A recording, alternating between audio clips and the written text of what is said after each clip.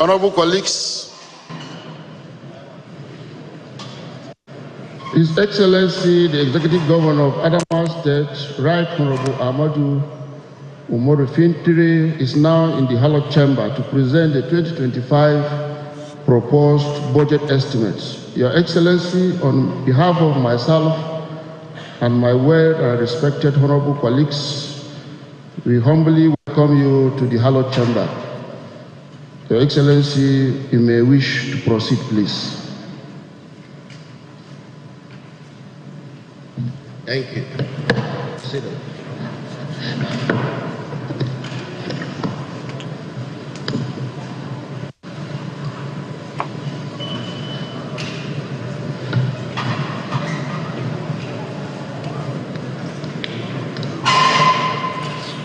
Honorable Speaker, the Deputy Speaker, honorable former speakers of this distribution of honorable members, former members, the SSG, the Chief of Staff, the Head of Service, honorable commissioners, permanent secretaries, government officials, gentlemen of the press, our distinguished staff, and above all, Her Excellency, the Deputy Governor of Adamawa State, Professor Farauta George, and the Chairman of our greatest party, the PDP, Barrister A.T. Sheikh. With due apology to those who are not members of the PDP.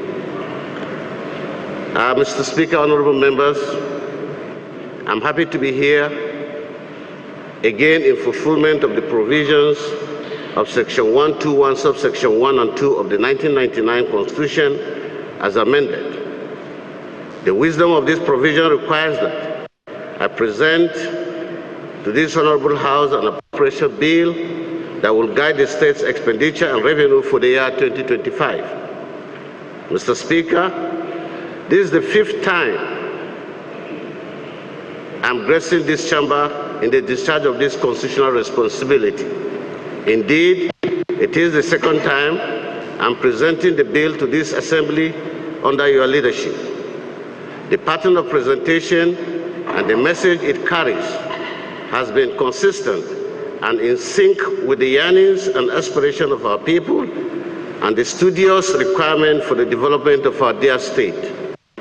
It is a message that speaks to our needs as a people and the kind of investment needed to meet those needs, our dignity and what is needed to sustain it, our welfare and livelihood, and what social and fiscal infrastructure are needed to respond to them. Mr. Speaker, to keep faith with this tradition, I have invested enough time and resources in the preparation of this year's budget. I have tasked the enlarged ESCO to provide detailed, comprehensive, and implementable estimate from their ministries and agencies. We went as far as putting them on the spot to provide an account of what they are doing with the 2024 allocation and the justification for the 2025 propositions. More importantly, how aligned are their individual propositions to our 8-point agenda and the administration philosophy of making sure that no one is left behind and nothing is left untouched. So, I'm happy to announce that what we are presenting to you is a result of hard work and broad consultation aimed at scaling up the tempo of development and moving higher the levers of an all-inclusive growth of their state. I want to thank the ESCO members for painstakingly work and the clear understanding of the time-tested culture of this administration, which is nothing short of service to the people and the state. Mr. Speaker, honorable members, in this spirit, I must specially thank you for not only what you do to this House as the most outstanding constitutional symbol of democracy through the discharge of your legislative duties, but given your respective constituencies responsible representation that aligns solidly with the tradition of service to the people at the state. The speed with which you attend to legislative business, both insight and oversight, is a testament that you are as intuitive as the executive is in understanding the needs of our people and what is required to build Adama of today and indeed the future. As a government, we have been through this route severally. Every time we come here, we have tried to provide a vivid account of our performance and record over the years. Today, I am departing from that convention because these records have become so huge that they have developed the right voice to speak for themselves. We have equally instituted a ministerial press briefing to continually engage the citizen on the administration's performance. Well, I do not wish to spend time on our numerous achievements in this sitting. Permit me to state that we have impacted the social, economic, and political life of Adamawa citizens in fundamental ways, and indeed to continue on that trajectory. For instance, through the Fintiri business wallet alone, we have empowered 25,000 of our women and youth to expand their businesses. Beginning from tomorrow, another batch of 60,000 people will be further given 50,000 each under the scheme, making a total of 85,000 beneficiaries. Going by the United Nations conventional definition of an ideal household as 5 people eating from the same pot, this is an empowerment that is expected to free at least 425,000 people from the abject poverty of the minimum. We intend to do more as we walk into 2025. Adamawa State is the first state to implement the 70,000 minimum wage, along with other measures aimed at addressing the welfare of our workers and pensioners. We intend to do more, just as we reposition our civil service for better service delivery. We are increasingly using ICT in government operations, hoping to fully digitalize and implement e-government ecosystem to enhance efficiency, accountability, and accuracy in the state. Considering the relief recorded on the burden of committing and deployment of fresh air buses plying the roads, we plan to procure more of the buses to make them available at highly subsidized rate for the students. With several brand new model schools, cottage hostels, water schemes, markets, stadium, electricity project, urban and rural road construction, and so on, I have positively touched and are touching every sector in Adamawa State. Mr. Speaker, honorable members, to manage our plurality and the tension inherent in identity agitation for self-determination among majority of our population, we are working with this House in driving a well-coordinated reform of traditional institutions. This reform will reposition the traditional institution to smartly play better roles in our affairs, create more centers of dispute arbitration and resolution at the communal level, provide the right governance in all ungoverned spaces within our polity, form more hubs for local intelligence gathering to aid our security system, and above all, strengthen social cohesion and confer on our people more dignity and pride as citizens. Mr. Speaker, honorable members, the 2025 budget has taken into consideration the realities of today's economic situation. As an administration, we have purposefully assessed our projected revenue so as to place our priorities right and our expenditures proportionate to what is economically realistic.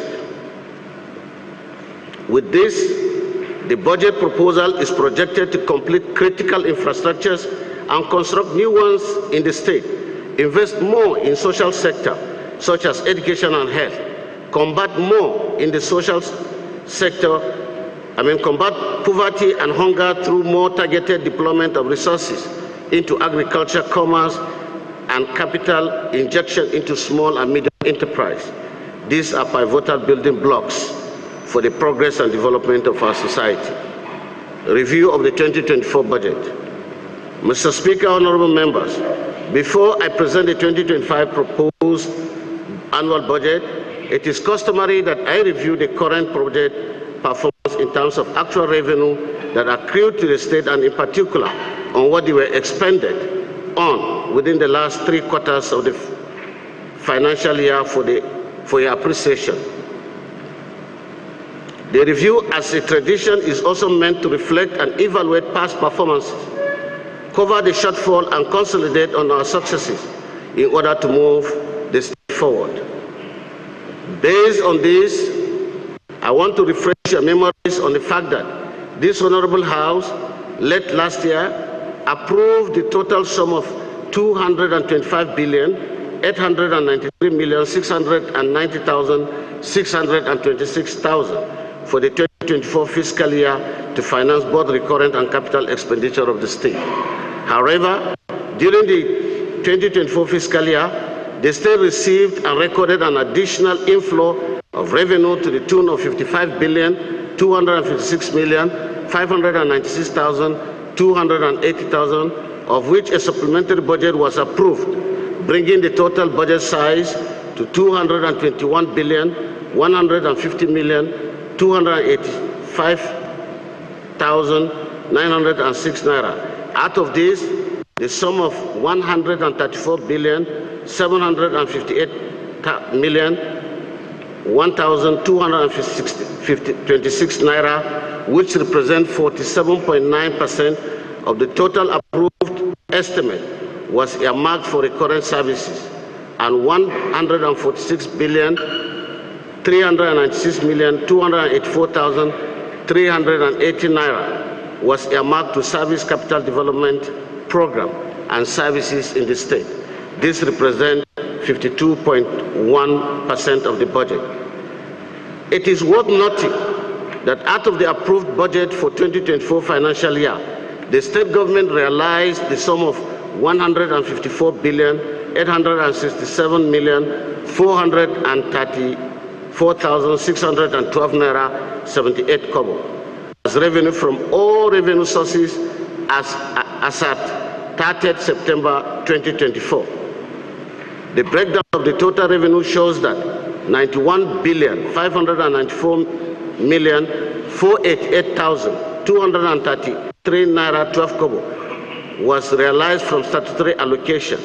9,160,540,811 naira 37 kobo from internal generated revenue, and 42,400,000,000 from capital receipts.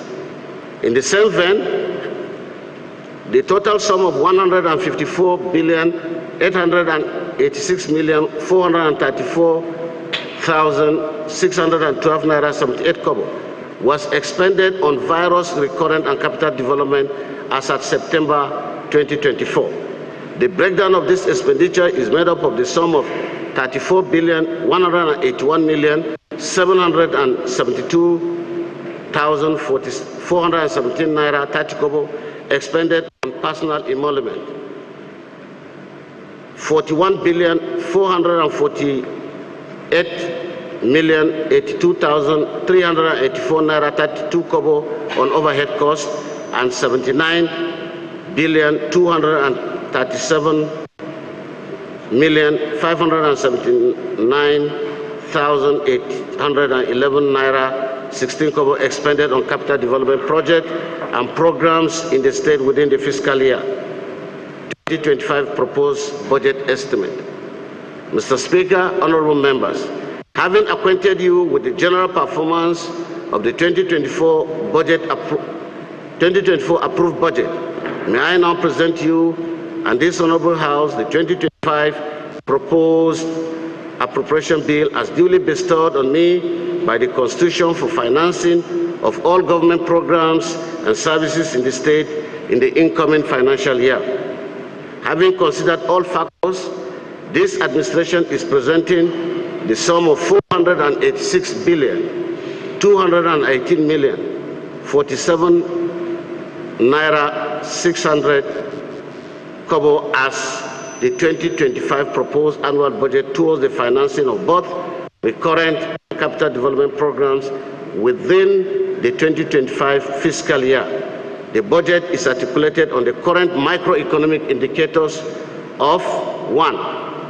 Oil production benchmark, 1.8 million barrels per day.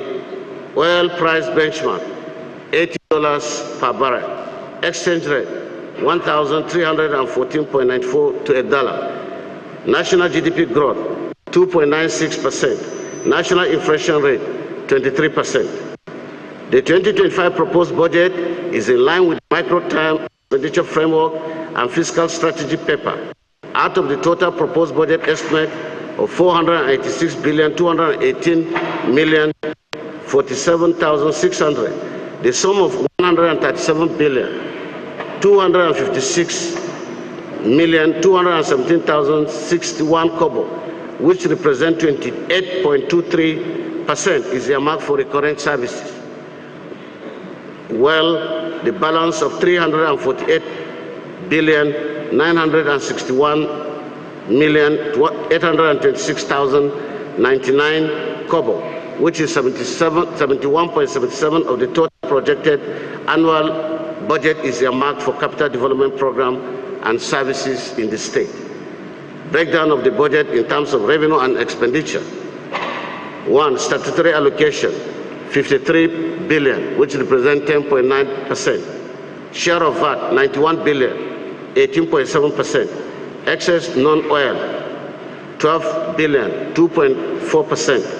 Exchange rate gain, 50 billion, 10.3%. Ecological stroke flood funds, 10 billion, 632 million, 2.2%. Electronic money transfer, 3.5 billion, 0.07%. State infrastructure and security, 42 billion, 8.6%. Signature bonus, 60 billion, 12.3%. Other fact distribution, 48 billion, 9.9%. Independent revenue, 24 billion, 568 million, 582,500, 5.1%. Capital receipt, 91 billion, 517 million, 465,100 naira, 18.8%, making a total of 486 billion, 218 million, 47 naira 60 kobo, making a total of 100%. Total expenditure, personnel cost, 72 billion, 774 million, 125,500, which represent 15%. Overhead cost, 64 billion, 482,092 naira 11 kobo, which represent 13%. Capital expenditure, 348 billion 961 million 829,099 naira, which represents 72%. Breakdown of the budget. Well, we await a detailed breakdown of the 2025 budget by the Honorable Commissioner of Budget and Economic Planning in the press briefing shortly after this presentation. Permit me to furnish you with the allocation of funds aimed at touching the lives of the people of our dear state in the 2025 proposed budget. Ministry of Works and Energy Development, 88 billion 887 million 728,083 kobo. Ministry of Education and Human Capital Development, 40 billion 407 million 396,580 kobo. Office of the Accountant General, 25 billion 877 million 656,320 naira. Adamawa State Staff Pension Board, 23 billion 973,974 naira 90 kobo. Ministry of Commerce, 21,443,404,804 naira. Office of the Secretary to the Government, 17,960,556,510 naira. Ministry of Budget and Economic Planning, 15,719,763,210 naira. Ministry of Housing and Urban Development, 14,340,067,820 naira. State Action on Business Enabling Reforms, SEBA, 14,111,200,000 naira. Post-Primary School Management Board, 11,37,899,740,000 naira. Security and Special Services Development, 12,963,755,500. Poverty Alleviation Agency, 12,883,600,000 naira only. Ministry of Agriculture, 12,696,312,040 naira. Ministry of Health and Human Services, 12,646,274,760 naira. Ministry of Rural and Community Development, 11,60,140,560 naira. Major policy objectives of the 2025 estimate. The state government will continue to work in line with the federal government directives to follow International Public Sector Accounting Standard, IPSAS, and now SEBA, to ensure that there is transparency and accountability in budget preparation and implementation. To uphold budget discipline, all NDAs are directed to code the classification code and balance of vote of charge on their memos where requesting for release of funds, to enable our financial expert to properly classify and track releases as appropriate. Mr. Speaker, honorable members, let me inform you that the Adamawa State 2025 budget preparation has a gradual shift from the usual analog system to the present world digitalization of programs and policies. In the light of this, therefore, we are introducing e-budgeting, which will reduce the usual preparation of budget on hard copies to the use of CD plates and flash drives. This is intended to cut costs, to enable funds to be allocated for development and social programs that would benefit the people. By this, we are expecting MDAs to brace up in training their staff and equipping their ICT facilities for meaningful progress. In order to ensure the growth of our revenue base, government will continue to harness on sources of internally generated revenue to boost the internally generated revenue of the state. The Vision 2020-2030 National Plan, as the Sustainable Development Goals, will continue to be in our developmental targets. As we pursue our duties with diligence, we will ensure that all social and economic spheres are addressed as required, focusing on key priorities to exchange the fortunes of the state. Mr. Speaker, honorable members, it may interest you to note that among all our achievements, the government was able to offset reasonable amount of bad luck of gratuity and pension of the retired civil servants within the 2024 fiscal year. We will continue to build on these successes to ensure that the issues of bad luck of gratuity and pensions arrears are subdued. In the 2024 capital year, the sum of 146,392,284,380 naira was earmarked for capital expenditure, while the sum of 27,237,579,081 811 naira 16 kobo was expended as at 30th September 2024 on priority projects and programs which include infrastructures, education, health, agriculture, general administration, and so on due to low revenue inflow. All these projects indeed brought relief to citizens of our dear state. These are made up of grants, the capital receipt. These are made up of grants, aids, loans, and so on. Government is, however, optimistic that substantial funds will be received in the next fiscal year through World Bank and other funding agencies. The government also intends to use internal loans to finance some of the priority projects that have high revenue yielding potentials. Internal security. Mr. Speaker, honorable members, it is now well known in the nation that Adamawa is one of the most peaceful states. It is my pleasure to make a clarion call for all honorable members and the entire citizens of the state to continue to thank Almighty Allah for the peace enjoyed in the state. We will continue to build on this, ensuring that the atmosphere is made conducive for investment and social activities to strive in our dear state. In this respect, we shall continue to employ the service of relevant stakeholders in the security architecture of the state. In conclusion, I wish to express my sincere appreciation and profound gratitude to the entire House for the cordial relationship that is so far between the two organs of government. It is my fervent wish that we maintain this relationship in the interest of the nurturing democracy and service to our people.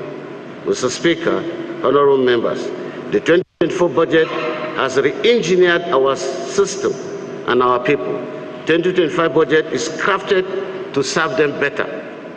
It is therefore my privilege and singular honor to present to you the State 2025 Appropriation Bill, christened Budget of Service. Merry Christmas and prosperous New Year in advance. God bless you all. God bless Adamawa.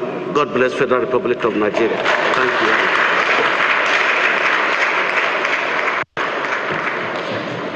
Thank you, Your Excellency.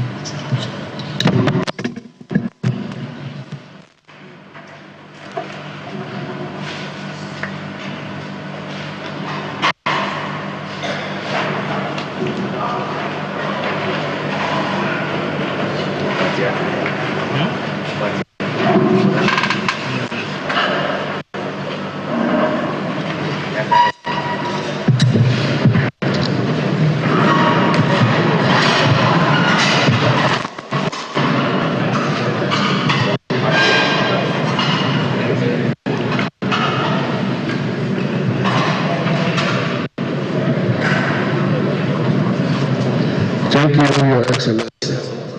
Your Excellency, our amiable ATM Governor,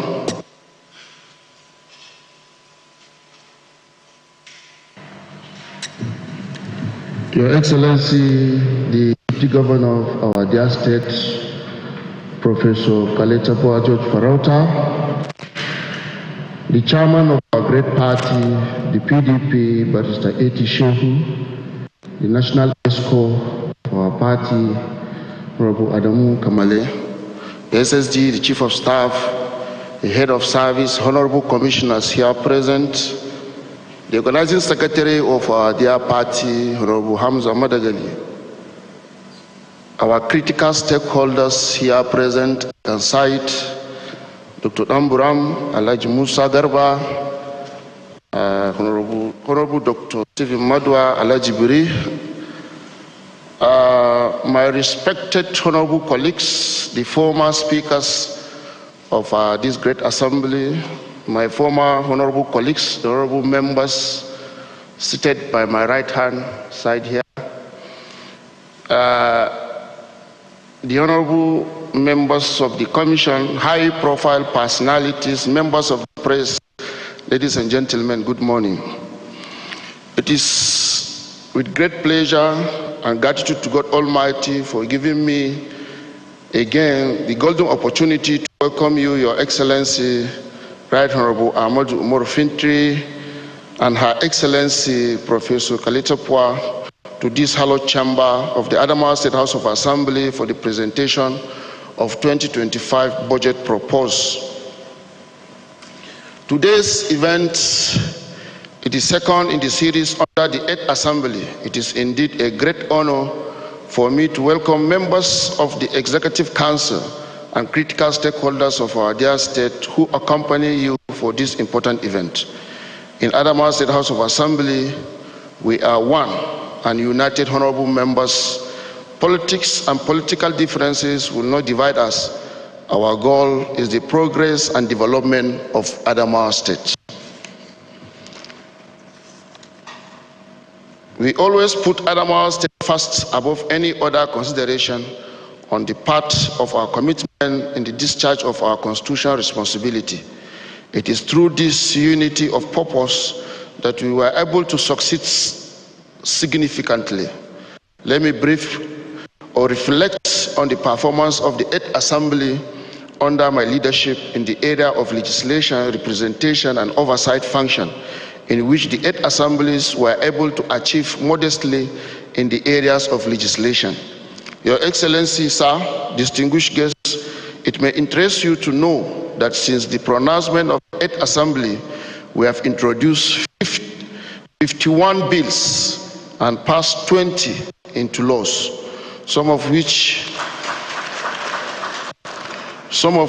were assented by the executive arm, among which are Adamawa State Appropriation Law 2024, Adamawa State Information Technology Development Agency Law 2024, Adamawa State Teacher Service Commission Law 2024, Adamawa State Health Supplies Management Agency Law 2024, Adamawa State College of Agriculture, Science and Technology Ganye Law 2024, Adamawa State District Creation Law 2024, Adamawa State Local Government System Establishment and Administration Law 2024, Adamawa State Water Supply and Sanitation Services Law 2024, Adamawa State College of Nursing Science Repeal and Enact Law 2024, just to mention but a few.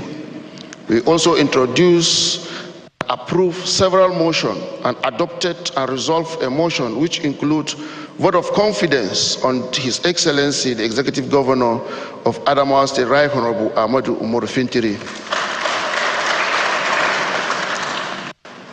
Vote of confidence on the Speaker, Right Honorable Baltia Wesley, resolution on the retreat for members of the 8th Assembly, resolution on the need to employ qualified teachers in schools across the state, among others. The Assembly vigorously pursued robust oversight functions through various special and standing committees, where we were able to monitor and evaluate the performance of executive in the state. According to our findings, which is also visible to all citizens of Adamawa State, that our project master has performed excellently well in the execution and implementation of 2024 approved budget. Today, I can categorically say with pride that His Excellency has demonstrated a leadership with difference in the history of our state through display of good governance, aggressive transformation of the state in the areas of roads, health delivery, education, agriculture, rural development, articulation of water sector, empowerment of citizens, and stabilization of security, among others. In the area of civil servant welfare, our governor has taken welfare of civil servants with utmost seriousness, which was demonstrated by being among the first governor in the country to commence the payment of 70,000 naira minimum wage approved by the federal government. The Fresh Air Governor has also eliminated the issue of gender discrimination by giving women opportunity in governance and also providing enabling environment for women to assume the position of vice chairman in all the 21 local government areas in the state. The relationship The relationship between the executive and the legislative arm under your administration is cordial, and we assure you of our continuous support to keep on transforming our dear state. I want to appeal to you, Your Excellency, after the completion of ongoing screening exercise for civil servants to consider lifting of embargo on employment of youths into the state civil service to reduce the number of unemployment youths across the state. Your Excellency, sir, since your assumption into office as Executive Governor of the state, you accorded priority to the payment of backlog of gratuity to retired workers, which has reduced the numbers drastically. We plead that the consistency in payment of gratuity should be sustained and be extended to local government retirees also. Your Excellency, I also want to remind you of our project master on the completion of our assembly project, which has been abandoned for so many years.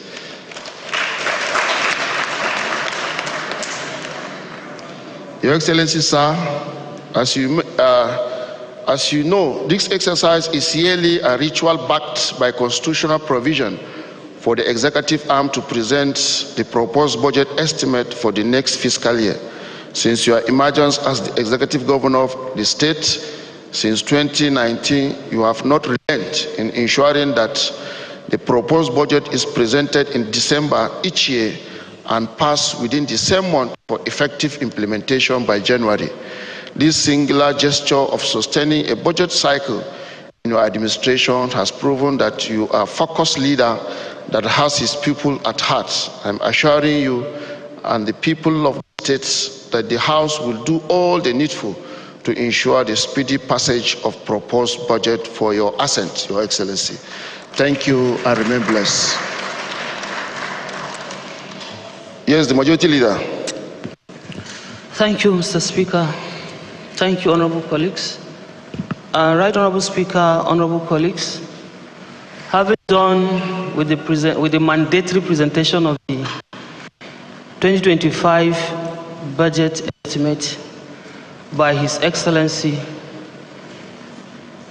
the Executive Governor of Adamawa State, the workaholic governor, the flyover governor, the talk-and-do governor. I can go on and on, Mr. Speaker. Permit me to stop here. I move that this Honorable House do now allow the Executive Governor, Right Honorable Ahmadu Umaru Fintiri, and his respected entourage to take leave of the Hallowed Chamber. So move. Yes, the Minority Leader. Right Honorable Speaker, honorable colleagues, I second the motion moved by a member representing Demsa constituency and also the Majority Leader of the House. I so second. Honorable colleagues, a motion has been moved and seconded that the Executive Governor do take leave of the chamber. I now put the motion. Those in favor of the motion say aye. Those against say nay. The ayes have it. Majority and Minority Leader, please.